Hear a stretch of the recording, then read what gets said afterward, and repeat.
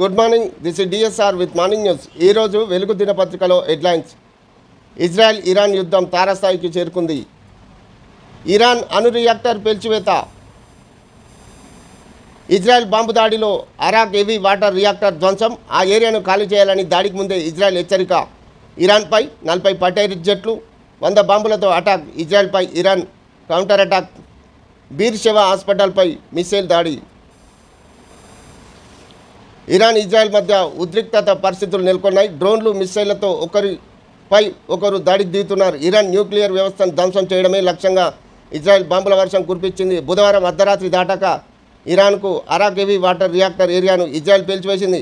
దాడికి ముందే ఇరాన్కు Israel social media వేదికగా హెచ్చరికలు జారీ చేసింది. అరాక్ హెవీ వాటర్ రియాక్టర్ ఏరియాను ఖాళీ చేయాలని సూచించింది. ఆ తర్వాత కాసేపటికి ఇజ్రాయెల్ దాడులు చేసింది.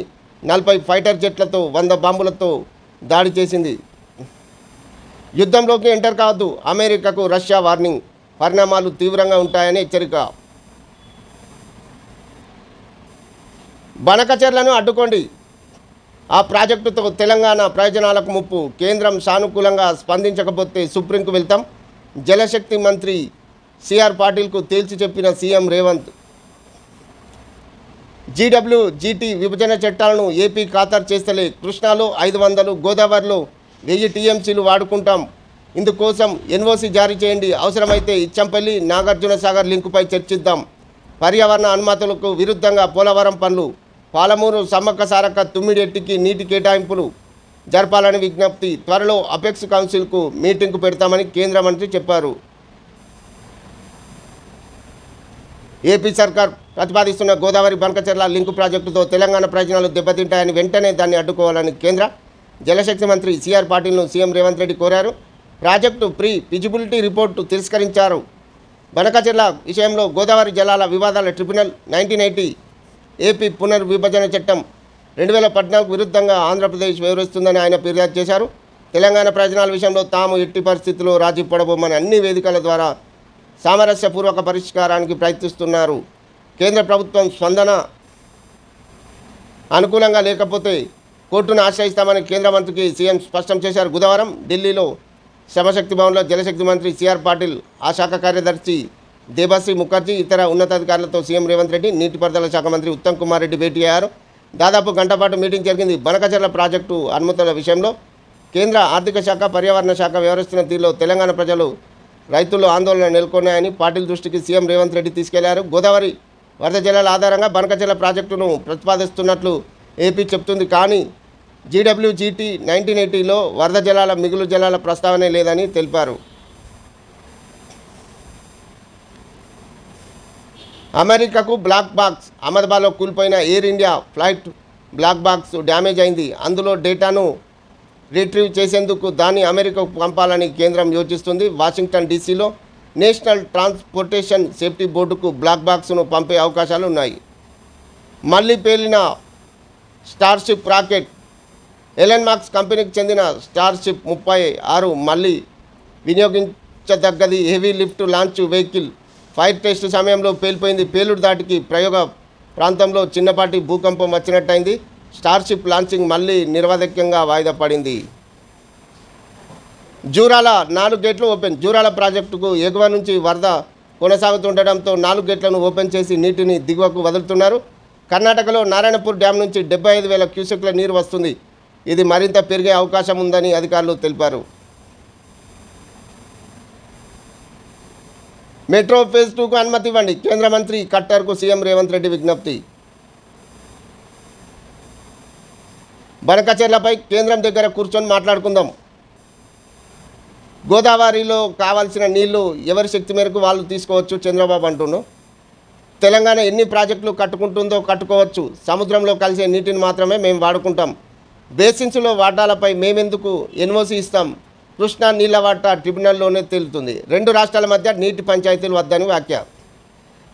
తెలుగు రాష్ట్రాల మధ్య నీటి పంచాయతీలు వద్దని ఇచ్చిపుచ్చుకునే ధోరణిలో ముందుకెళ్లాలని ఏపీ సీఎం చంద్రబాబు నాయుడు అన్నారు. బనకచెర్లపై కేంద్రం దగ్గర కూర్చొని మాట్లాడుకుందామని చెప్పారు. గురువారం అమరావతిలో మీడియాతో చంద్రబాబు మాట్లాడారు. విభజన చట్టంలో భాగంగా పోలవరం నిర్మిస్తున్నామని, సముద్రంలో కలిసే వృధా నీటిని బనకచెర్ల ద్వారా తరలించుకుంటున్నామని, దీనివల్ల తెలంగాణకు ఎలాంటి నష్టం లేదని పేర్కొన్నారు.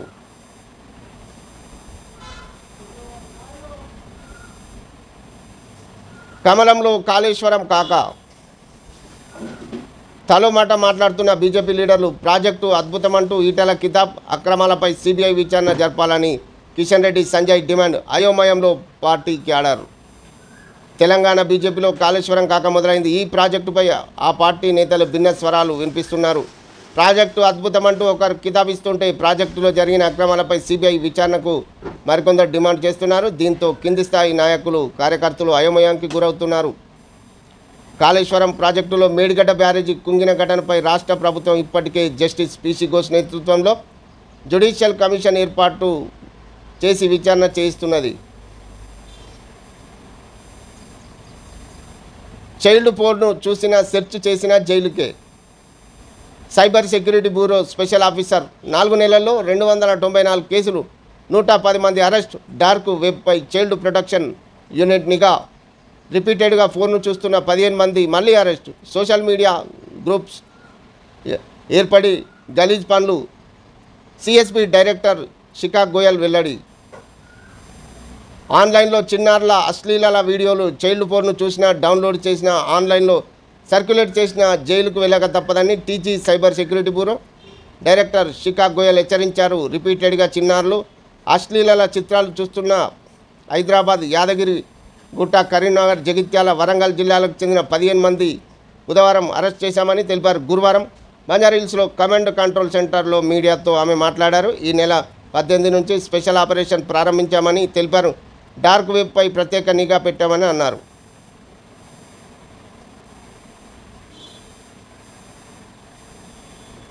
భారత్ పాక్ యుద్ధాన్ని నేనాపలే మాట మార్చిన ట్రంప్ ఆ 2 దేశాలే మాట్లాడుకొని పంచాది తెంపుకుంటున్నాయని వెల్లడి. తానే ఆపినట్లు గతంలో వరుసగా కామెంట్లు, ట్వీట్లు. పాకిస్తాన్ ఆర్మీ చీఫ్ అసిం మునీర్కు ట్రంప్ విందు. వైట్ హౌస్లో ఇద్దరి మధ్య ఇరాన్, ఇజ్రాయెల్ ఉద్రిక్తలపై చర్చ.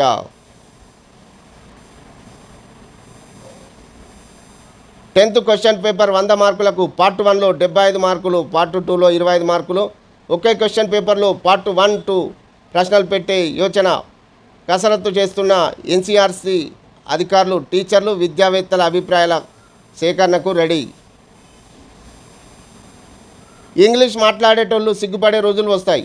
మన భాషలే మన సంస్కృతికి రత్నాలు. అమిత్ షా అవి లేకుంటే నిజమైన భారతీయులుగా బతకలేమని కామెంట్స్. అమిత్ షా వ్యాఖ్యలపై భిన్న అభిప్రాయాలు. లీడర్లను మావోయిస్టులుగా ఎందుకు చూపారు? 618 మంది మావోయిస్టులు అనడానికి మీ దగ్గర ఏమైనా ఆధారాలు ఉన్నాయా? ట్యాపింగ్ లిస్టులో ఉన్న వారిపై ఎక్కడైనా కేసులు నమోదయ్యాయా? మావోయిస్టుల పేరుతో అనుమతి తీసుకున్న రివ్యూ కమిటీ కూడా చెప్పింది కదా. 4వ రోజు విచారణలో ప్రభాకర్ రావుపై సీట్ ప్రశ్నల వర్షం. 1200కు పైగా ప్రముఖుల ప్రొఫైల్ ముందుంచి విచారణ. పలు ప్రశ్నలకు సమాధానాలు దాటవేసిన ప్రభాకర్ రావు ఇలాగే సహకరించకపోతే సుప్రీంకోర్టుకు వెళ్లే ఆలోచనలు అధికారులు. ఇవాళ కూడా విచారణకు రావాలని ఆదేశం. ఫోన్ ట్యాపింగ్ కేసులో కీలక పరిణామాలు చోటు చేసుకుంటున్నాయి. మావోయిస్టుల పేరుతో ట్యాపింగ్ లిస్టు తయారు చేసి కుట్రను బయటపెట్టేందుకు ప్రభాకర్ రావుపై సీట్ ప్రశ్నల వర్షం కురిపించింది. పొలిటికల్ లీడర్లతో సహా 618 మందిని మావోయిస్టుగా ఎందుకు చూపాల్సి వచ్చిందని, ఒకవేళ వాళ్ళు మావోయిస్టులు అయితే అందుకు మీ దగ్గర ఉన్న ఆధారాలు ఏంటని ప్రశ్నించింది. సర్వీస్ ప్రొవైడర్లకు పంపిన లిస్టులో ఉన్న వారిపై ఎలాంటి కేసులు నమోదయ్యాయి, వాటి వివరాలు ఇవ్వాలని ఆదేశించింది. ఆయా నెంబర్లు మావోయిస్టులు సానుభూతి పరులకు చెందినవిగా తమ వద్ద అనుమతి తీసుకున్నట్లు రివ్యూ కమిటీకి కూడా స్పష్టం చేసిందని ప్రభాకర్ రావుకు సీట్ అధికారులు వివరించారు.